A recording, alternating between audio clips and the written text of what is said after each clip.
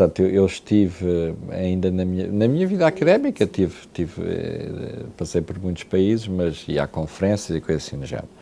Tive mais tempo nos Estados Unidos, quando estive a fazer uma sabática, e depois tive também mais tempo em Hong Kong, também noutra sabática.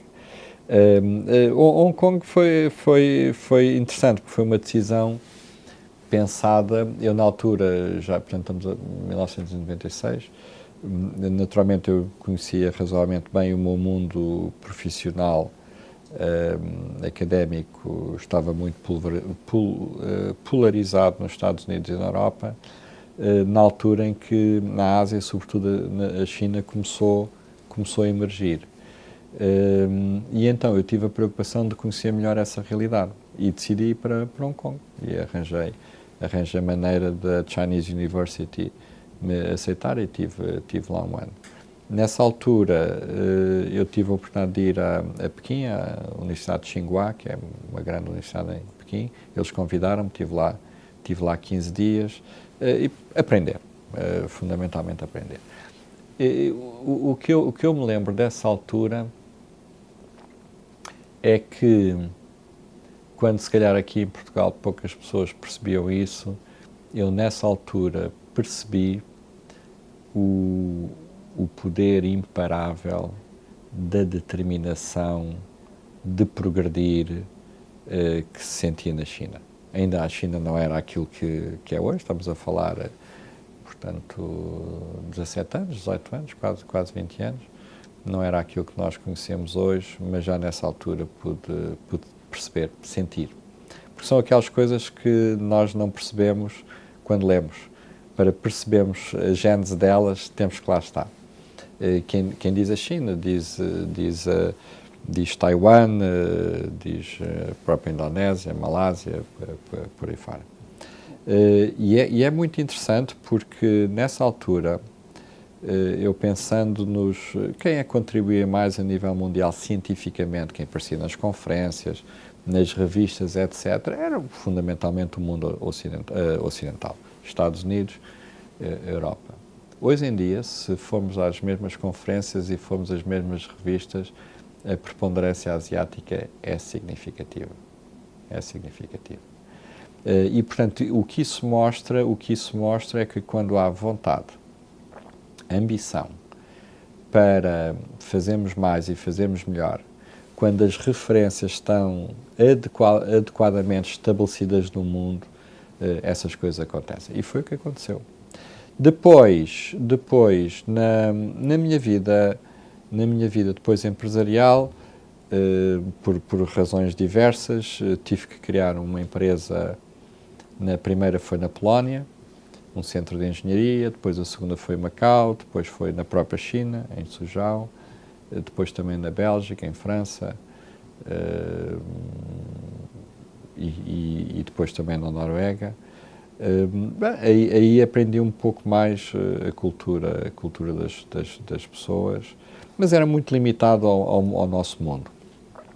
Eu em termos de, mais do que questões de gestão, há uma coisa que eu aprendi que são as três culturas diferentes para o desenvolvimento da atividade comercial. E para tornar isto simples, eu vendi no Japão, vendi na Europa e vendi nos Estados Unidos.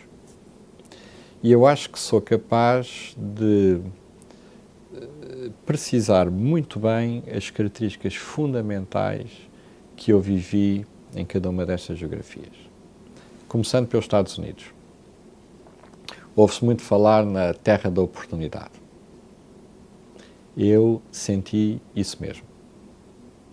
Eu senti que era um sítio, naturalmente, interação com pessoas, com CEOs, com quem quer que seja de empresas, mas era um sítio em que a única coisa que importa é talento. Não importa a cor, a ideologia, a raça, a religião, nada. Interessa talento. E se eles reconhecem e acreditam no talento que têm pela frente, independentemente de onde quer que ele venha, eles dão oportunidade e dão-no muito rapidamente. Foi isso que me aconteceu na vida da Chip ID, quando eu comecei a vender nos Estados Unidos, foi isso. Têm, enfim, não sei se é o reverso da medalha, mas têm, diria, a característica complementar. São rápidos, ousados a decidir, são muito focados naquilo que interessa, que lhes interessa a eles, que é o talento. Não lhes interessa, mais uma vez, nem a política, nem a religião, nem nada disso, é o talento. Mas, se não servir, também são muito rápidos a deitar fora. Goste ou não se goste, é assim. Depois, no Japão. No Japão é o oposto disto. No Japão é um processo de decisão longo, faz parte da cultura empresarial japonesa, em que há um envolvimento muito alargado de pessoas, desde o mais alto nível a níveis significativamente mais baixos, no processo de decisão, muito consensualizado, demora uma eternidade. E quando eu comecei a tentar conquistar o mercado japonês, um amigo meu dizia-me: José, tens que ser muito paciente. Mas depois também me dizia que, mas se ganhares, então tens clientes para a vida. Porque depois da decisão ser tomada, então percebe-se que prevalecem os valores da lealdade, da estabilidade, do compromisso, e, a não ser que se façam coisas muito mais pelo meio, isso perdura para a vida. Finalmente, na Europa. Na Europa era português.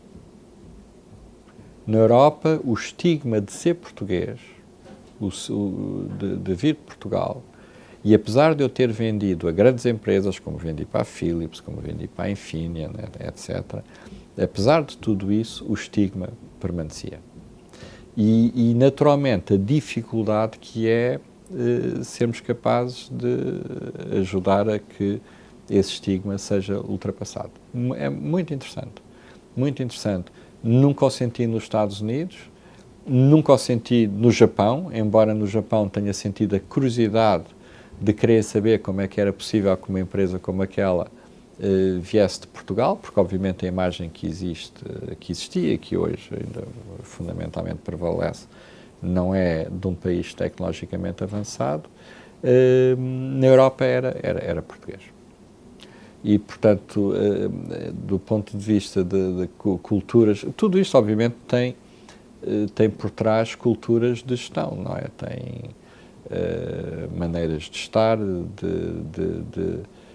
de gerir as atividades, e é interessante, completamente desprendida de preconceitos nos Estados Unidos, muito objetiva, muito rápida, muito pragmática, desprendida de preconceitos no Japão, lenta, em detrimento, muito lenta, procurando valorizar o longo prazo, a estabilidade das relações, muito preconceituosa na Europa. Muito preconceituosa na Europa. Mas é assim, não somos nós, não são eles que vão mudar. Se há alguma coisa que nós temos que fazer é exatamente fazer com que a percepção que existe muda. Eu sei que não é agradável, eu sei que não é fácil, mas tem que ser feito. Não são eles que estão mal, nós também não estamos mal, mas temos que fazer o esforço para que eles mudem a percepção e os preconceitos que têm em relação a nós. Se não fizermos, também nada vai acontecer.